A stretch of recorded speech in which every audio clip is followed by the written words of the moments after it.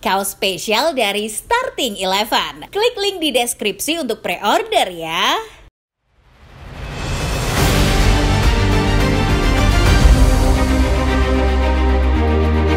Manchester City kembali menelan kekalahan ketika bertamu ke Villa Park, markas Aston Villa dalam laga lanjutan game week ke-27 Liga Premier Inggris. Skuad City yang beberapa musim kebelakang kelihatan seolah tak punya titik lemah, sekarang justru punya hobi baru. City mendadak jadi tim yang sulit menang dan bahkan rontok dari 5 besar. Namun kehancuran Manchester City ini juga tak lepas dari peran seorang Pep Guardiola, sosok yang juga mengantar mereka mendominasi tanah Inggris. Saat semua klub melakukan regenerasi, Pep bertahan dengan skuad yang mulai berumur. Seperti apa dampak besar yang ditimbulkan kesombongan Pep dalam mengelola skuad City? Sebelum menyimak videonya, selalu pastikan Football Lover sudah subscribe, like, dan nyalakan notifikasinya, supaya tidak ketinggalan info-info menarik seputar sepak bola lainnya dari channel Starting Eleven Moment.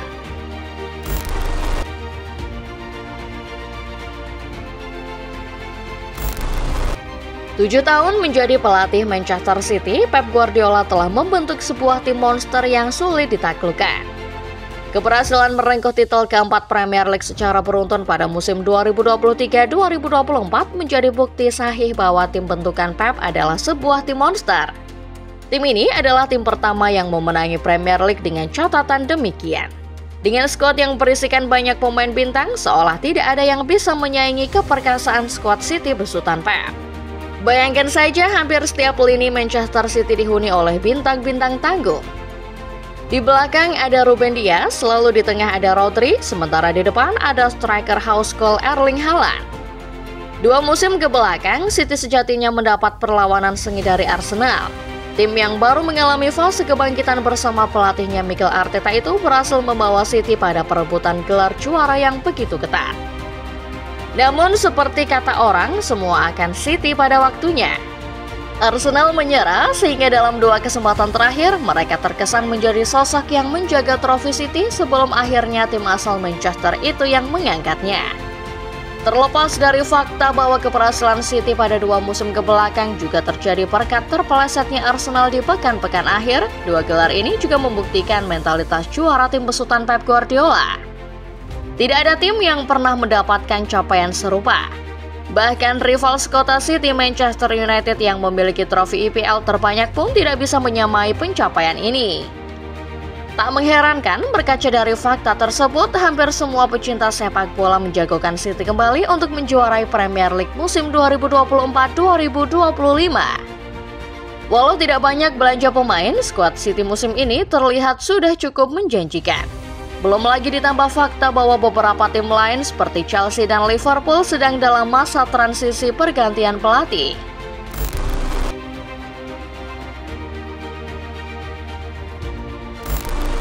Apa yang terjadi ketika sebuah tim sudah memiliki skuad yang cukup solid? Apalagi tim tersebut punya pelatih seperti Pep Guardiola yang dikenal tidak begitu sering melakukan rotasi dalam timnya. Mungkin Football Lovers pun akan berpikir kalau skuad yang dimiliki City sudah cukup memadai. Fakta inilah yang pada akhirnya dijadikan alasan Pep Guardiola untuk tidak banyak belanja pemain di musim panas. Ketika banyak klub di luaran sana belanja jor-joran, City dengan pedenya menilai skuad mereka sudah lebih dari cukup. Pep sempat ditanya mengenai kebijakan transfer City di musim panas kemarin. Mantan manajer Barcelona mengakui City punya beberapa target. Namun, Pep meyakini bahwa skuadnya masih cukup solid. Selain itu, Pep menilai harga pemain-pemain incaran City sudah kelewat mahal sehingga klub memutuskan untuk tidak belanja banyak. Walaupun City dikenal memiliki kekuatan finansial yang fantastis, pada akhirnya klub asal kota Manchester ini hanya menggelontorkan dana 25 juta euro di musim panas. Dana sebesar ini dipakai City untuk mendatangkan Savinho dari klub Prancis Troyes.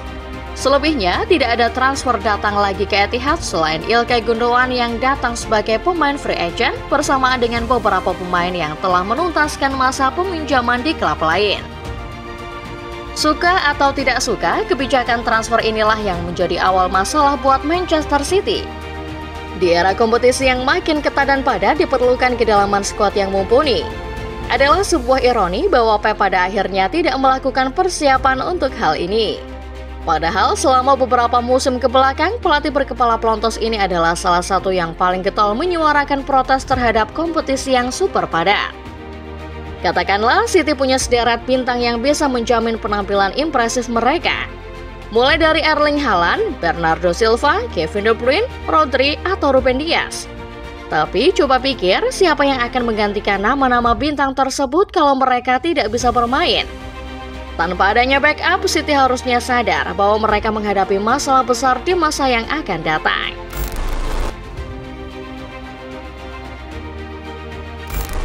Aston Villa pada akhirnya memberi pukulan telak buat Manchester City pada game week ke-17. Sebuah kekalahan di Villa Park yang membuat The Citizen makin merana dengan catatan 9 kali kalah dalam 12 pertandingan terakhir. Laga di Villa Park juga menghadirkan sebuah ironi melalui sang pencetak gol kemenangan Morgan Rogers. Football lovers tahu siapa Morgan Rogers? Pemain kelahiran Hillsong ini adalah pemain asli jebolan Akademi Manchester City. Sempat masuk ke tim utama, Rogers akhirnya hengkang ke Middlesbrough demi mendapat lebih banyak porsi bermain pada tahun 2023. Tepat awal musim lalu, Rogers bergabung dengan Villa dan akhirnya membuktikan diri menjadi salah satu pemain penting dalam skuad Unai Emery. Asal tahu saja, Rogers bukan satu-satunya bekas pemain Manchester City yang menikmati masa-masa indah di klub barunya. Sebelumnya, football lovers pasti familiar dengan Cole Palmer. Palmer meninggalkan City pada September 2023. Pemain yang kini menjadi salah satu kunci permainan Chelsea harus meninggalkan klub masa kecilnya setelah kalah saing dengan beberapa bintang Manchester biru. Lalu ada cerita seorang Julian Alvarez, seorang striker house goal yang didatangkan dari River Plate pada 2022. Meski Alvarez punya insting seorang predator dan potensi bagus, lagi-lagi striker asal Argentina ini kalah saing dari Erling Haaland. Musim panas lalu, Alvarez memilih hengkang demi mendapatkan menit bermain lebih baik di Atletico Madrid. Punya tim dengan segudang talenta memang selalu menjadi sebuah persoalan berat buat seorang pelatih. Namun dalam kasus Pep, para pemain bintang ini pergi akibat tidak banyak mendapat menit bermain. Sebagai seorang pelatih, setidaknya berilah menit bermain yang layak untuk semua pemain. Jangan terlalu mengandalkan satu atau dua pemain saja untuk satu sektor. Hasilnya bisa dilihat sekarang. Ketika semua ex-pemain mereka menikmati periode gemilang bersama klub barunya, City justru harus berjibaku dengan performa jebloknya sendiri. 4 titel IPL secara beruntun kini tidaklah berarti, seiring ditendangnya City dari 5 besar klasemen.